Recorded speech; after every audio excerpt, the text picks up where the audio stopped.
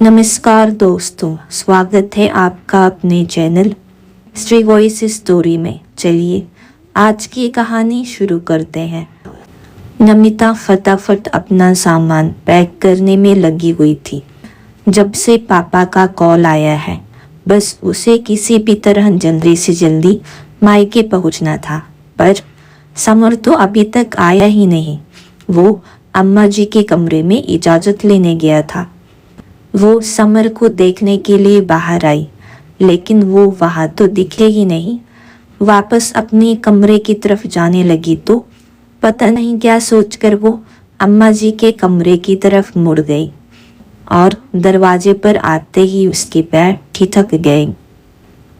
ये क्या तमाशा लगा रखा है उसने बार बार मायके जाने का।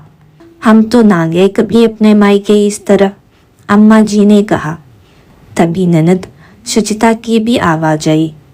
अरे मायका तो माँ से होता है, अब माँ तो है नहीं उनकी, फिर भी वो वहाँ क्यों जा रही हैं? माँ के बिना मायके से क्या लगाव रखना? सुचिता जरा सोच समझ कर बोलो। ममता तुम्हारी भाभी है और उम्र में तुमसे बड़ी भी, तो बीच में ना ही बोल तो बेहतर है, समर ने थोड़ा बिगड़ते हुए कहा।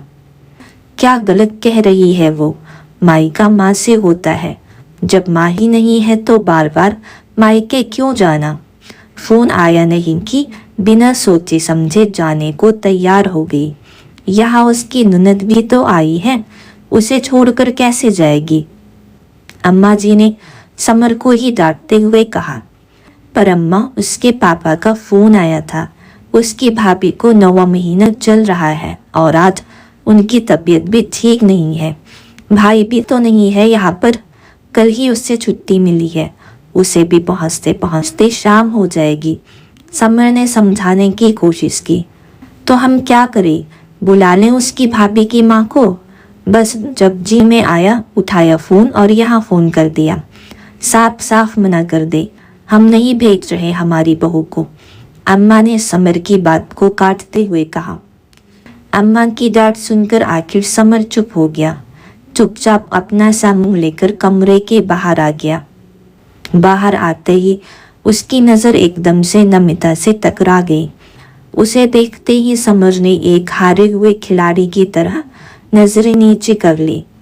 नमिता भी शायद चुप रह जाती, पर अचानक ये सोच कर कि ये तो हमेशा का ही हो गया है, ये लोग तो उसे उसके मायके तक नहीं जाने देते, आज तो उसकी भाभी को उसकी ज़रूरत है।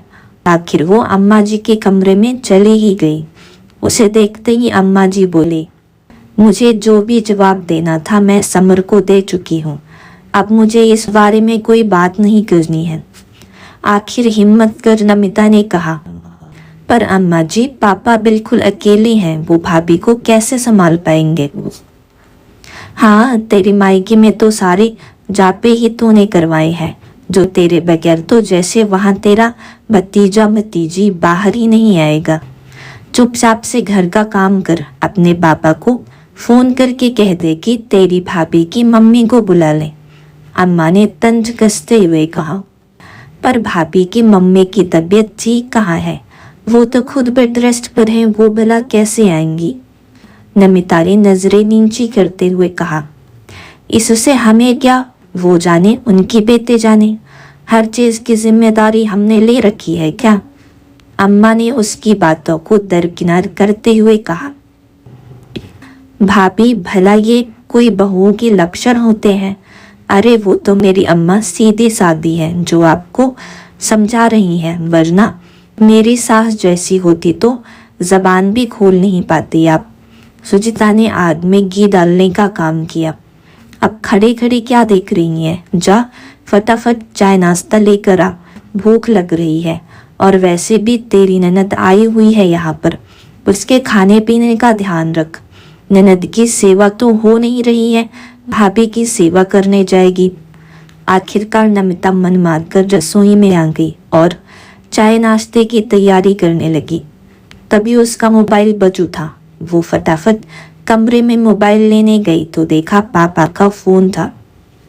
उसने फटाफट फोन उठाया तो पापा बोले, नमिता तू कब आएगी बेटा? मैं तेरी भाभी को हॉस्पिटल तो ले आया हूँ, पर एक महिला तो उनके साथ होनी चाहिए ना।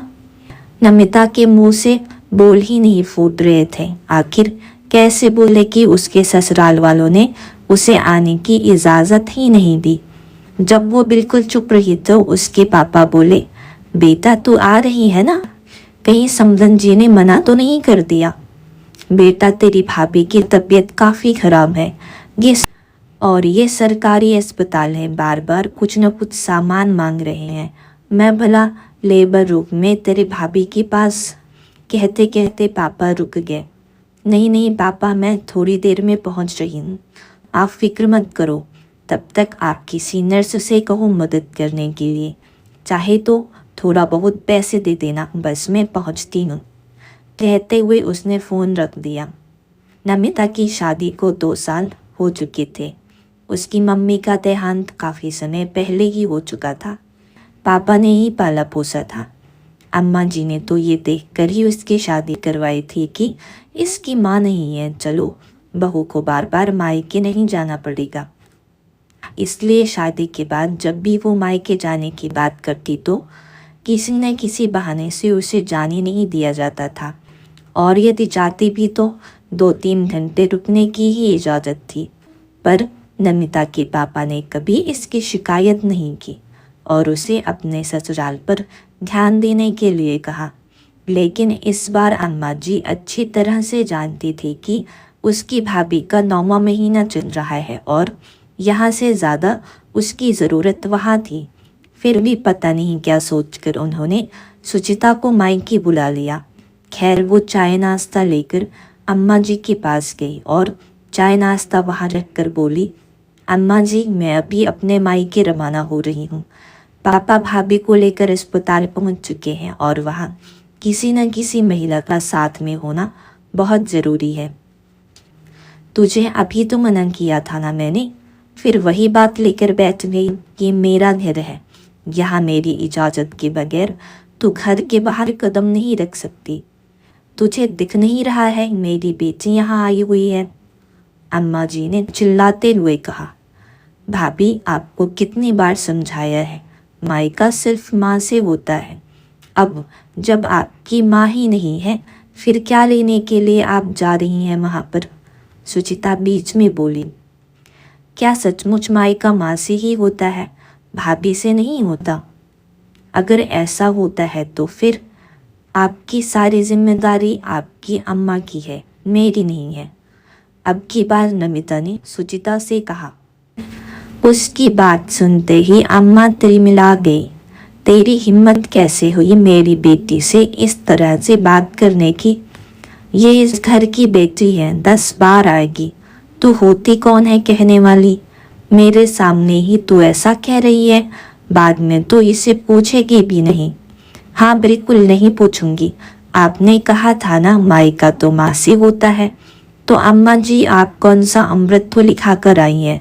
आखिर भविष्य में इनको भी तो भाई भाभी की ज़रूरत पड़ेगी। जब आप मुझसे ये बात कह सकती हैं तो फिर अपनी बेटी के मायके को हमेशा के लिए कैसे रख सकती हैं? नमिता अपने दिल की भड़ास निकालते हुए बोली। आखिर अम्मा जी समीर की तरफ देखकर बोली, अरे तू बैठे बैठे क्या देख रहा है? देख कैसी बातें कर रही है, ये पागल तो नहीं हो गई है, समझा इसे। तब समर बोला, आखिर उसने गलत क्या कहा? अम्मा आप जो बातें उस पर लागू करवा रही हैं वही बातें भविष्य में सुचिता पर भी लागू होने वाली है। इतनी नफरत मत भरो अपनी बहू के मन में कि आने वाले वक्त में आपकी बेटी का मायका ही खत्म हो जाए। कहता हुआ समर भी अंदर चला गया। इधर अम्मा और सुचिता एक दूसरे की शक्ल देखते रह गए। थोड़ी देर बाद नमिता और समर दोनों अस्पताल रवाना हो गए, लेकिन इस बार अम्मा उन्हें रोक नहीं पाई। अगर आपको ये कहानी पसंद आई हो तो चैनल को शेयर करें, सब्सक्राइब करें और कमेंट करें।